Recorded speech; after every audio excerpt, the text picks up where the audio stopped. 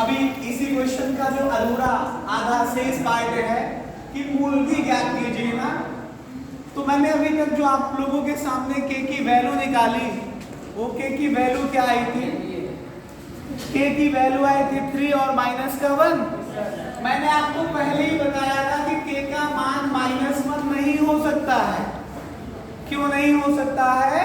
क्योंकि के की वैल्यू अगर -1 रख दोगे तो ये टर्म 0 हो जाएगा। और 0 होने के बाद ये क्वाड्रेटिक इक्वेशन या द्विघात समीकरण बचेगा ही नहीं। तो इस वजह से के का मान -1 नहीं लेंगे। क्या लेंगे हम? के का मान केवल व केवल प्लस का 3 लेंगे। ठीक है? Yes sir.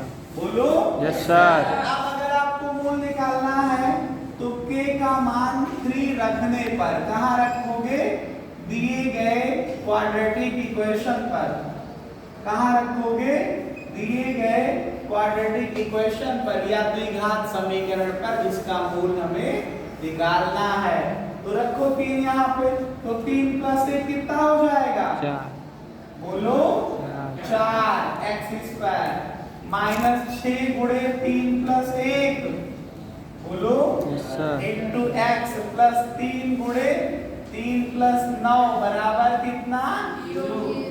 तो 3 + 1 हुआ 4, आगे आया x² माइनस 3 + 1 4 को 6 से गुणा करो 24x। ये कितना हुआ? 9 3 12 12 23 9 3 12 ऐड करो इसको 9 3 12 12 23 36 बराबर कितना? 0। आप बताइए 36 24 4 इस सबको 4 से भाग कर सकते हैं। तो जब 4 से भाग करोगे पूरे समीकरण को तो x² बचेगा। इसको 4 से भाग करोगे तो 6x माइनस में बचेगा।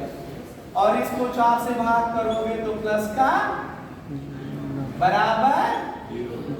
अब इसको हल करने का कौन सी विधि लगाओगे? गुणनखंड मेथड या श्रीधराचार्य जी का फार्मूला? बोलो x² - 6x + 9 बराबर 0 है। बोलो तो लगाओ क्वाड्रेटिक फार्मूला या श्रीधराचार्य जी का सूत्र। श्रीधराचार्य जी के सूत्र से क्या निकलेगा?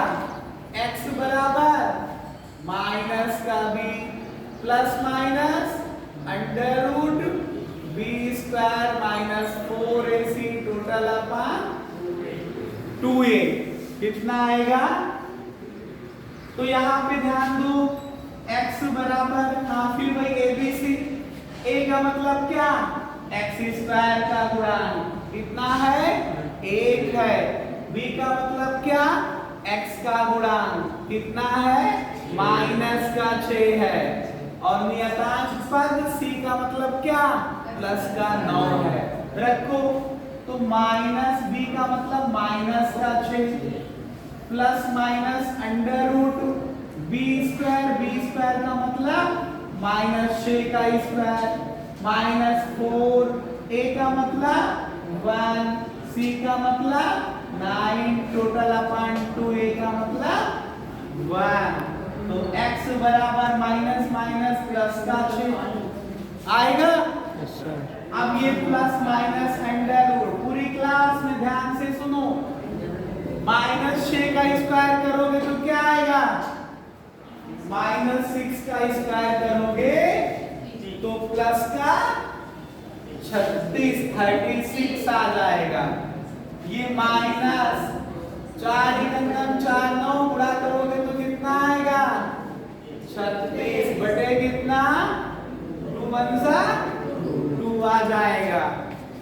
अब ये देखो ये आया 6 प्लस माइनस 36 से 36 घटाओगे तो 0 आ जाएगा।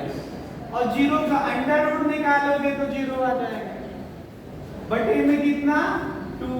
तो एक बार प्लस का साइन ले लो तो 0 + 6/2। एक बार माइनस का साइन यहाँ ले लो तो 6 - 0/2। तो 6 में 0 ऐड करो तो कितना आएगा? 6 और 2 से डिवाइड करो 6 को तो 3।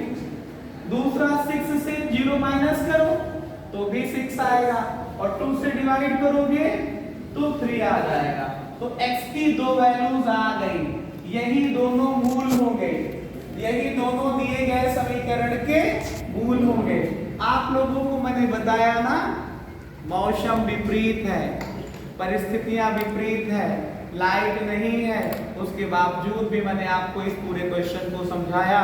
आप लोग इसे नहीं आया समझ में, एक बार पूछिए, 2 बार पूछिए, 4 बार देखिए, इसको बार बार देखने से तो आ ही जाएगा। अगर फिर भी नहीं आया तो फिर आप मुझे बताइए, फिर से इसे बताने का मैं प्रयास करूंगा, ठीक है। आपको पता है, आपके पास भले ही आपका माइंड लेवल लो है, भले ही आपका माइंड लेवल लो है, मैं सबकी बात नहीं बता रहा हूं, कुछ लोगों का लेवल लो होता है, कुछ का हाई होता है, कुछ का मीडियम होता है। तो जिसका माइंड लेवल लो है लेकिन फिर भी अगर क्वेश्चन को सीखने की जिद है कि हमको सीखना है, तो आप इसको 10 बार देखिए, आएगा समझ में। आपको मैं एक एग्जांपल बताऊं, पहले के जमाने में कुआं होता था, आज भी गांव में कुएं हैं लेकिन शहरों में नहीं है तो नाम मात्र के हैं, उन पे जाल रखवा दिया गया है, मतलब कुएं के पानी का प्रयोग कम किया जा रहा है शहरों में। गांव में थोड़ा बहुत अभी हो रहा है वहां पे। yes, sir. तो वहां पे कुएं के पास रखा क्या होता था, रस्सी रखी होती थी, ठीक है। और वहां पे पानी भरने के लिए जो है वहां पे एक व्हील होती थी, व्हील मतलब पहिया, गांव में उसे गराड़ी कहते थे।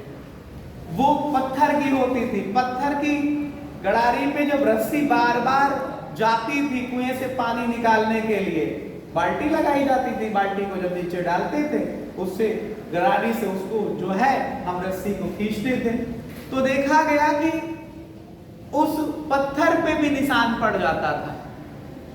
सोचो, जब पत्थर पे निशान पड़ जाता था, निशान तो छोड़ो, वहां गड्ढे बन जाते थे खींचने के, बीच में पूरा का पूरा कट जाता था वो। तो तुम्हारा दिमाग क्यों नहीं पत्थर से तो ज्यादा कठिन नहीं हो सकता, कठोर नहीं हो सकता, उससे तो ज्यादा लचीला है ना।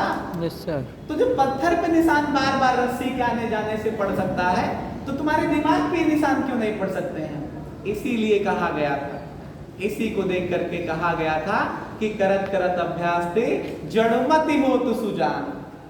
बार बार अभ्यास करने से जड़मति मतलब इडियट, कम ज्ञान वाला व्यक्ति, वो भी अच्छा ज्ञानी हो सकता है, ठीक है। ठीक वैसे ही जैसे रसरी आवत जात थे सिल पर परत निशान, ठीक वैसे ही जैसे रस्सी के आने जाने से पत्थर पे निशान पड़ सकता है, वैसे ही बार बार प्रयास करोगे, बार बार अभ्यास करोगे तो जड़मति जो है वो भी अच्छा ज्ञानी हो सकता है, ठीक है। बस आज के लिए इतना ही।